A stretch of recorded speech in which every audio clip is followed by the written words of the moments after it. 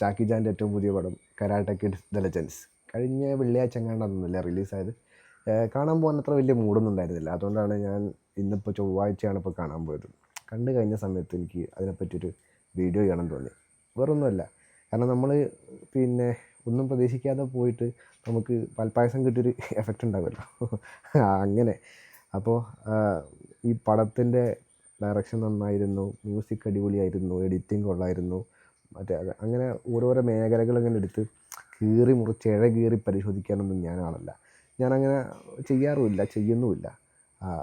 Because അങ്ങനെ അല്ല cinema review പറയേണ്ടതെന്ന് വിശ്വസിക്കുന്ന ഒരാളാണ് ഞാൻ.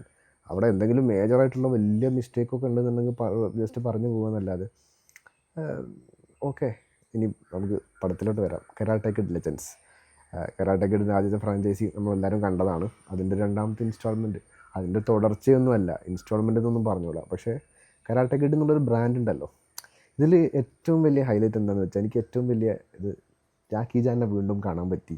ജാക്കി ചാൻ ആ എനർജിയോട് കൂടി, അദ്ദേഹത്തിൻ്റെ ഇത്ര പ്രായമായിട്ട് കഴിഞ്ഞിട്ടും അദ്ദേഹത്തിനെ വീണ്ടും ബിഗ് സ്ക്രീനിൽ ഇങ്ങനെ കാണാൻ പറ്റുക. അദ്ദേഹത്തിൻ്റെ ഓരോ ആക്ഷൻസ് കണ്ടിങ്ങനെ അങ്ങനെ രോമാഞ്ചിഫിക്കേഷൻ സാധനങ്ങളൊന്നും അല്ലെങ്കിലും അദ്ദേഹത്തിൻ്റെ പക്കത്തു നിന്നുള്ളതില്ലെങ്കിലും അദ്ദേഹത്തിൻ്റെ സ്ക്രീൻ പ്രസൻസ് വാസ് നൈസ്.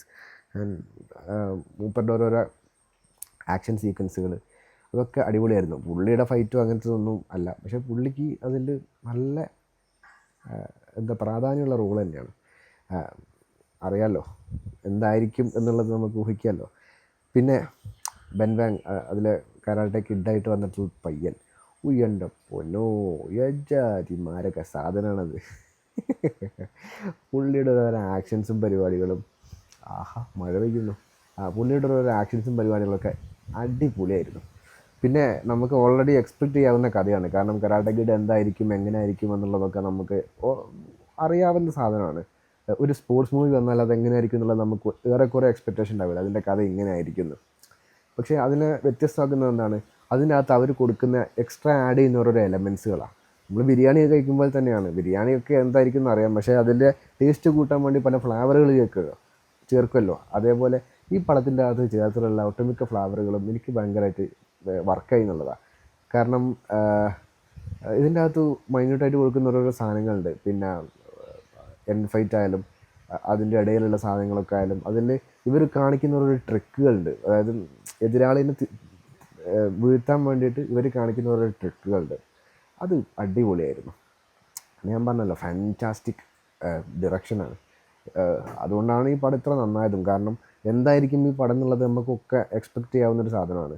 പക്ഷേ അതിനെ എത്രത്തോളം പുതുമയുള്ളതാക്കി മാറ്റാം, പഴകിയ വീഞ്ഞ് പുതിയ കുപ്പിയിൽ എന്നൊക്കെ പറയാറുണ്ടല്ലോ, അത് എത്രത്തോളം ഫ്ലേവറബിളാക്കി മാറ്റാം എന്നുള്ളത് ഡയറക്ടറുടെ കയ്യിൽ മാത്രമാണ്. സോ അങ്ങനെ വെച്ച് നോക്കുമ്പം ഇതത്ര ഭീകര പടമാണെന്നുള്ള അഭിപ്രായം എനിക്കില്ല. പക്ഷേ അടിപൊളി ഒരു പടമാണ്. തിയേറ്ററിൽ പോയി കണ്ടു കഴിഞ്ഞാൽ നമുക്ക് നഷ്ടം തോന്നിക്കാത്ത ചില ചെറിയ നുറുങ്ങുകളായിട്ടുള്ള തമാശകളൊക്കെ ഉള്ള ഒരു പടം.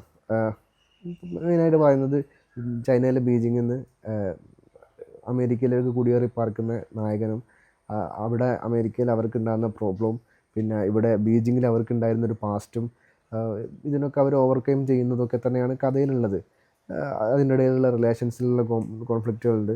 പിന്നെ അല്ലാതെ ഫിസിക്കലി വരുന്ന കോൺഫ്ലിക്റ്റുകളുണ്ട്. ആക്ഷൻസ് ഓഫ് കോഴ്സ് കരാട്ടെ കിഡിൽ ആക്ഷൻസ് ഇല്ലാന്നുണ്ടെങ്കിൽ അതിൻ്റെ അവസ്ഥ എന്താ നമുക്കറിയാമല്ലോ.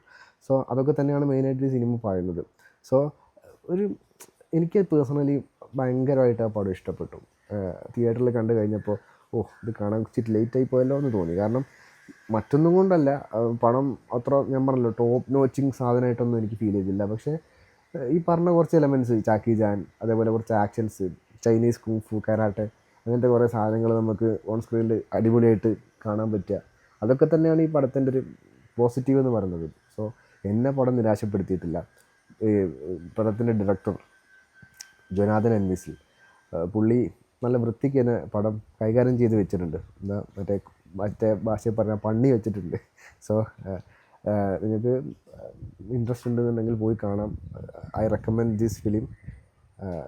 ഒരു ഭീകര ടോപ്പ് നോച്ചിങ് സാധനമൊന്നുമല്ല, പക്ഷേ അടിപൊളിയായിട്ട് തിയേറ്ററിൽ ജാക്കി ചാൻ്റെ ആക്ഷനും അതേപോലെ ഈ പയ്യൻ്റെ ആക്ഷനും അങ്ങനെയുള്ള കുറച്ച് സാധനങ്ങൾ കണ്ട് അടിപൊളിയായിട്ട് ഇറങ്ങിപ്പോരാം എന്നുള്ളൊരു അങ്ങനെ ഇറങ്ങിപ്പോകുന്ന ഒരാളാണ് ഞാൻ.